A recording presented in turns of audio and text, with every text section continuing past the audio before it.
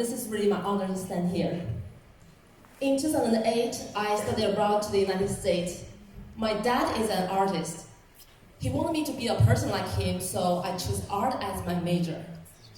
I still remember the first art class I have ever taken at university.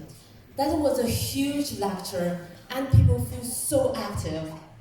First day, the professor walked into the room with a big pile of the paper, and he said, "Class, I'm gonna give you the test right now. I pass out this blank paper, and you can draw anything on it. And I'm gonna collect this paper at the beginning of next class." I said, "Oh my God, this is Art 101, and then we have the test at the first class. Okay, I will have a try." And just as I was thinking, the student beside me finished his drawing, used his ball pen with a really nice line drawing. I said, "Oh my God, this is 101, right? My classmates are so brilliant. They can finish drawing in 5 minutes. So I have to try my best, or I'm gonna fail this class." 2 weeks later, the professor back to the room with all this paper graded. He said, "I put all these papers here by grades from the A to D on the different tables, and you can pick your papers back and during the break." Okay, first, I walked to the D table because I am not really good at drawing, and I think I'm totally unconfident in this project I did. So I walked to the D table. I think, oh, I should be there. And no, I didn't find my name there. Then I moved to the C table. I think, okay, probably the teacher curved my score from the D to C. So, no, I'm not the C one. Okay, I moved to the B. I think I'm always like a so-so person. Probably the B is the best score I can get. No, I'm not the B one. Okay, finger crossed, probably I'm gonna be the lucky A, right? Okay, I moved to the A table. And no, oh my God, there's 2 things happens. First, my professor lost my paper. Second, he thinks my drawing is a garbage, so he threw it away. What happened? So I have to ask. So I walked to my professor and I asked in a really low voice. I said, "Professor, sorry to bother you. I didn't find my paper, so is there anything wrong with my paper?" He said, "Did you check all these tables?" I said, "Yes, from the A to D." He said, "Oh, few students got an A plus, and you're gonna check it out." I said, No, wait, no kidding. I'm not good at drawing, and I just draw a really, really simple cartoon. I saw others did a really great job. I think, no, I won't be the A plus. He said, "Go check it." Okay. I walked to the A plus table, and I will never forget the moment I saw my paper with a big red A plus mark on my paper. Wow. I took this paper to the professor. I said, "Hi, professor. I'm confused. I think I'm not qualified to get an A plus. I just draw a really simple thing." He said, "You don't have to be that perfect. You come here to learn. I give you the A plus because I can tell you must spend many hours on your papers. I can see there is a light pencil mark under your solid line. And even you draw the frame, you use a ruler to measure scale. So I give you the A plus just because you're dedicated, you're hardworking, and you put a lot of times on each of the works you did. So you deserve this A plus." I feel so touched and appreciated. Actually, my professor is over 70 years old, and I was one of his last class students. His words changed my mind. Actually, at that point, I am not concerned to be an artist as a career in the cards. I always try my best to do each little work just because I want to deserve this A plus. My professor changed my life. His name is Ronald Graff. Well, This is the first art class I take at university. It is not really about the art. It is an art of the language. He used his language to change a person's life and brighten the future. Socrates said, there's one thing can change the world. It can help the people to reach a really great achievement just quickly, and also often spotlight in the world. That is the skill to speak powerfully, meaningfully, and joyfully. So, art is not just art. The language is a big study of the art. I'm so interested in this thing, so I decided I should go back to school and to learn more. So I applied the communication leadership program at the University of Washington. I spent 2 more years to do this research because I really want to know what's the relationship between the leadership and the charming language, and I wanted to explore the core value of the inner strength and also the language expression. Well, I'm so lucky. I got a job. I got a job as a radio host at Chinese Radio Seattle. I hosted different kinds of the programs, and I interviewed a lot of people. I talked a lot. Well, this is a really good practice for me because I can do my research through this practice. Well, you know what I found?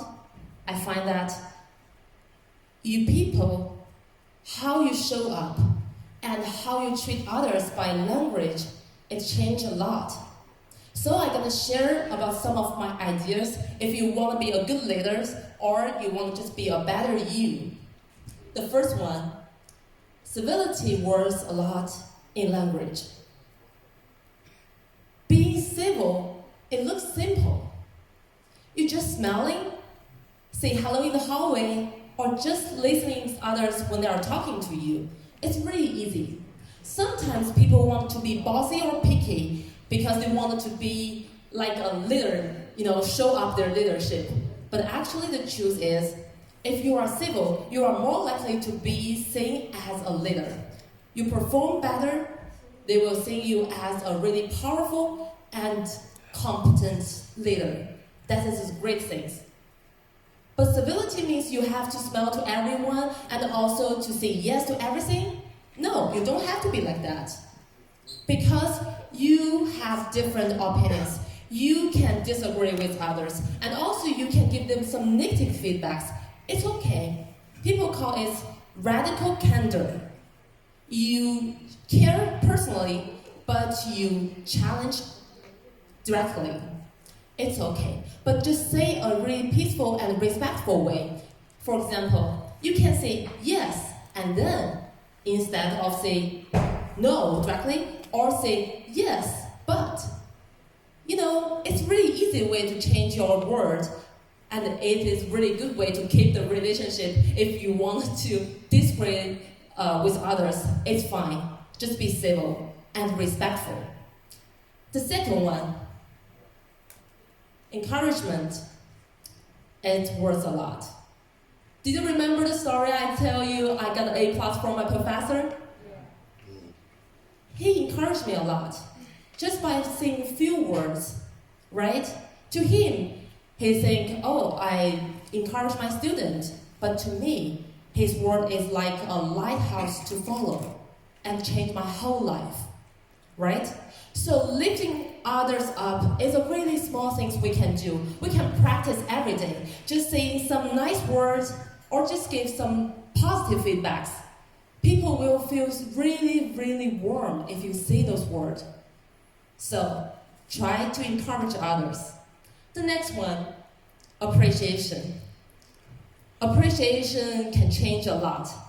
It can gain some inner strength. What is inner strength? Inner strength, I think, is the key to be a better me. If you want to be a better person, you must destroy your inner strength. It is about self-actualization, emotional, and also some other things. It means a lot. Well, I'm going to give you a tip right now.